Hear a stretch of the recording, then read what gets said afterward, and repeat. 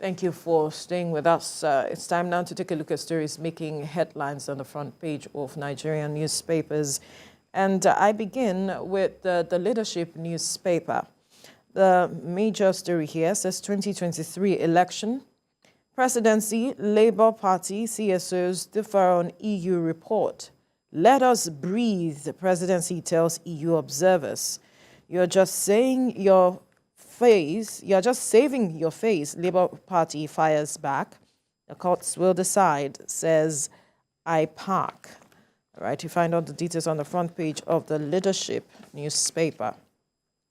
To the Nigerian News Direct, 2023 election.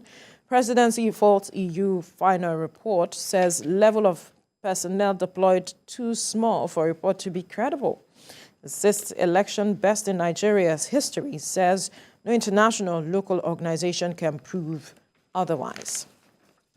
And we move now to the First News newspaper, still looking at the EU report. 2023 polls. Federal government shoots down EU mission report. Declares findings poorly done desk job. Atiku's aide tackles federal government for dismissing report.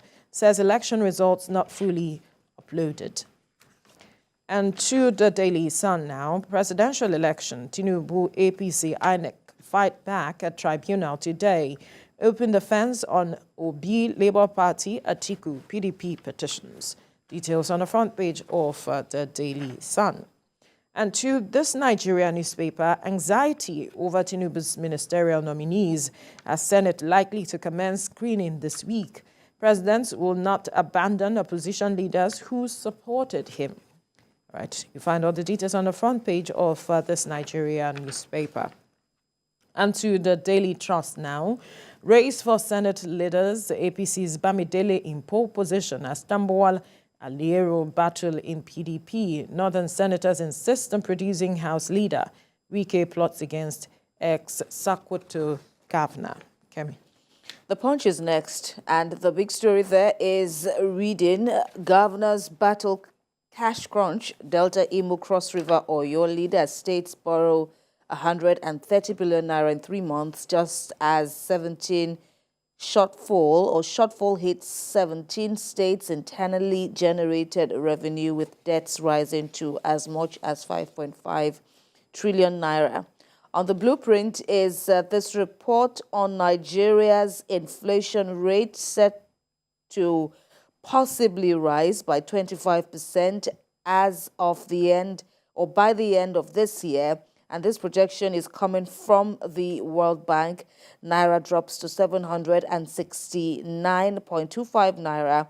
And analysts are, despite of all these, optimistic about federal government's policy shift. That's all on the blueprint.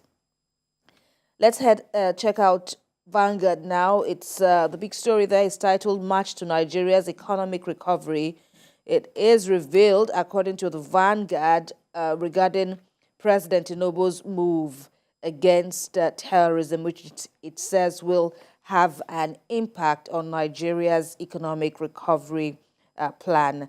On the national economy that we see next is on 92 million Nigerians said to still be lacking access to electricity as annual spendings on self-power generation hits 12 trillion naira. That's on national economy. Nature News says 2023 flooding alert. NIMET warns of imminent danger. FCTA to demolish houses in Abuja. Rivers State inaugurate committee, and Enugu sets up task force. That's all ahead of the heavy rains due for this year. Let's see what Abuja Inquirer has. It says Abuja agency exposes FCT residents to sewage toxins. Shut down sewage plant over indebtedness to diesel supplier. Alleges further that the agency dumps fecal matter in river and workers are owed for several months. Quickly, on The Guardian is this big story on the pump price hike, with households considering solar and other alternatives amid high onboarding cost. Finally is The Nation, and it reads, investors 4.35 trillion naira gain in 1 month boosts economy. Tinubu rallies Nigeria to world's top 3, and stock market hits 15-year high. That's all Right. from me. All right, we will be looking at this EU final report on the 2023 election. The federal government has rejected it in its entirety. And joining us to speak on that is lawyer and public affairs analyst, Barrister Jide Ologun. Thank you for joining us this morning on the Newspaper Review. Thank you. It's my pleasure. Right. Now, the EU came up with its final report on the 2023 election, and the federal government has rejected it in its entirety, saying it is a poorly done desk job. But when you looked at that report, how objective would you say the EU was? Let me start by saying that the European Union Election Observation Mission, has a mandate to contribute to strengthening democratic institutions and building public confidence in electoral processes. And how is this done? By providing an informed and factual assessment of election processes. And then hitherto, there had been complaints, even amongst Nigerians, about the processes during the last elections, and of course, INEC, given the mandate to handle the elections, came out to explain some of the glitches. And as part of the legal framework provided for in the Constitution and in the Electoral Act as amended 2022, there are provisions for parties that are not satisfied with the results of the elections to proceed to the tribunal. And right now, the tribunal is sitting on some of those petitions. And as retorted, the federal government or the presidency is claiming that the mission did not base their outcome, their final result and evaluation verdict on transparency and inclusiveness, and that factual points are not given. For example, it's retorted that skirmishes happened in less than 1,000 polling units out of about 176,000 polling units in Nigeria during the elections. But I've looked at it critically, and I think some of the points that the mission is raising is that there is a need to strengthen the legal framework around our elections and to also strengthen the processes and procedures. For instance, one of the recommendations is that the results should be posted real time. And we have discussed this in the past, that there will be a need to strengthen the infrastructural support available to INEC. And in the past, when we discussed these issues, I have said it, that the Electoral Act itself needs to be looked into so that if INEC has promised to transmit the results, we should have specifics. So we still have some, some issues in our laws that must be strengthened. And I don't think that the report of the European Union Election Observation stands to cancel the elections we have held in Nigeria. They have observed, they've given their reports, and it's for us to take the report and improve on the system we have in the nation concerning our elections. And customarily also, when you talk about elections globally, it's not an easy procedure. And then one of the recommendations that we need are those from the European Union Election Observation Mission to strengthen our democracy. Because if you even check the site of this mission, it's written there that democracy is a daily exercise for every day, not only on election date. So, and I want to say that as a foreign observer body, we have our own processes in the country. that we should improve on. And that does not in any way discredit in totality the elections we have held in the country. All And right. I position that by virtue of the provisions we have in our own laws. But then we should take cognizance of some of the complaints and see how we can upscale our procedures during the election. Among the complaints and the eventual recommendations preferred by the EU body was the issue of the need for the country to address electoral impunity, talking about offenses that occur before, during, and after the electoral period. What do you make of this suggestion? Yeah, it's needful, really, and that is why we have the laws. And generally speaking, in our country, and this is a huge assignment for the present leadership of the country, we need to come to the point where we implement our laws. You know, sometimes it's not as if we don't have these laws, and where we find ourselves in situations where these laws are breached, why not? We proceed against it and allow the rule of law to prevail. And I can say, I observed earlier too, that in some instances, the laws have been engaged. We have the case in Ogun State currently, where one of the candidates during the election, gubernatorial this time around, is being sought after by the long arms of the law for vote buying. So if we have laws in the country, I strongly agree that we must implement the laws. If not, then why do we have the laws? So, and that's why I said we should look at some of these recommendations. And I have said it, when you talk about the beavers, the IREF, there are gaps we should strengthen. And so the president himself also can approach the National Assembly and look at some of these gaps, and see how we can fine-tune our laws to raise the bar. You see, when you talk about measurement, when you talk about research, when you talk about evaluation, you have what we call standard, and the standard is global. Then you now have what is called quality. The quality is what helps you to measure how you are complying with the standard. And the standard concerning election globally is that it should be credible, free, and fair. So where there are concerns that these elements are not in place, we should look into it. But I reiterate again that the report of the European Union Election Observation and Mission does not in any way disqualify the elections we held in the country. All right. Going by the provisions of our laws. But we can also observe some of the observations. And permit me to also say that some of those complaints are already on the lips of Nigerians. All right.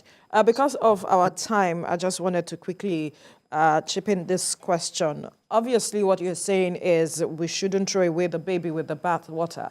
But there was something that the EU also, Observer Mission also spoke about, and that is addressing discrimination against women in political life. We have often discussed this over the years, but we haven't seen any significant change with regards to this aspect. What do you think the current administration could do with regards to that? Yes, many have said that the president is someone who looks in the direction of the 35% affirmation, and a lot of persons are having expectations that he would push that. But what recommendations would you give with regards to what the EU is saying? I strongly counsel the president as the presiding officer in the country to pay attention to that. And let me say this humbly so, that women also should rise up. Right now, we have a first lady who was a senator, a seasoned politician. So I will advise that women become more active. They also rise up to lobby. They also get involved in governance in their communities and step into active politics. And I believe that going into the future, we have more representation for the female gender in governance. I want to move it beyond politics this time around. And it is a possibility. As we speak right now, Singapore is led by a woman. Tanzania is led by a woman. There are countries of the world where women are leading. And we believe in the power of the women to bring positive change. But then we need to arise and shine also, because for keen observers in politics, But oftentimes, influence. Jide, if I may just cut into your line of thought, oftentimes these politicians are right on the backs of these women to get what they want. It's not as if these women are not up and about with regards to politics. They are oftentimes the ones who drive the campaigns. We see them everywhere, speaking to the market women, going to houses. So what are they not getting right, basically? In the business environment, there's this wise saying that you don't get what you deserve, you get what you negotiate. So women should negotiate more. You just made a brilliant point now. If women constitute the backbone of electioneering activities, campaigns, and influencing, why don't you negotiate?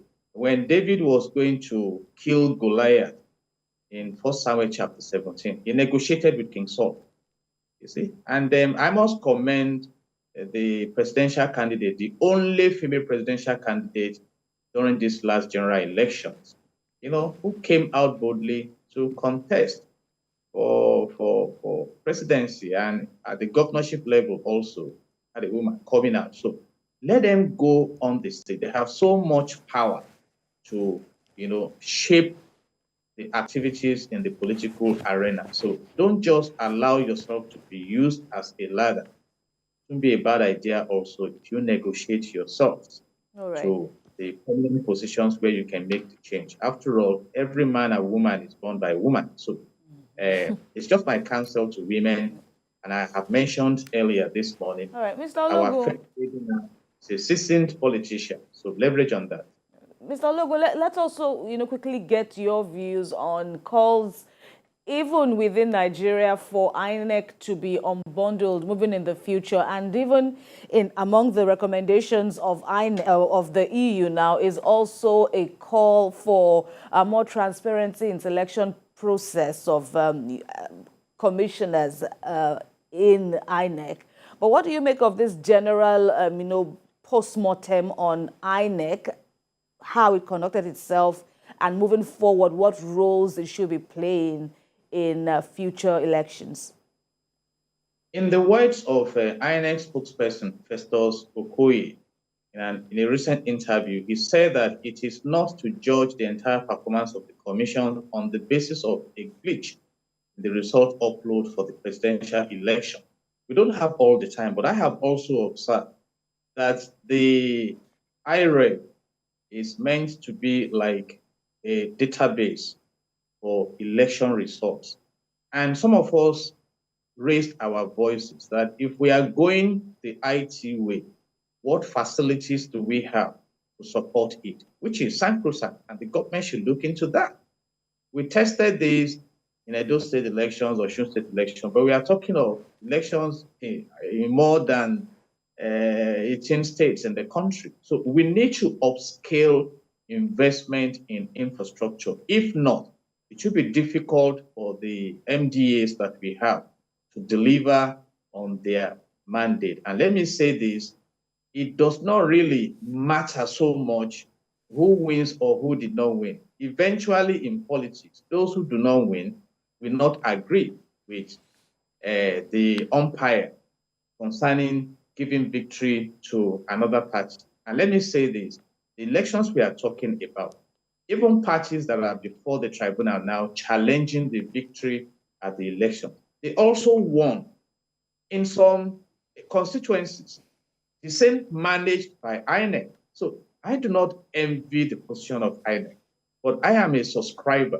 to the fact that we should strengthen our legal framework. Let's be more specific on our expectations, because apart from the Electoral Act and the Constitution of the Federation, you have the guidelines. So INEC can come out with guidelines and things like that. So let us be more specific. And that is why we have a National Assembly, which is bicameral, constituted by 109 senators and 360 House of Reps members. So if they are so much interested in enhancing our democratic profile as a nation.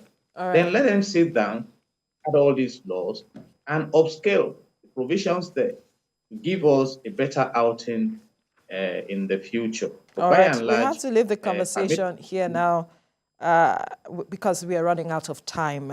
Barrister Jide Ologun, lawyer and public affairs analyst, we must thank you for your time on the program. and God bless Nigeria. Amen.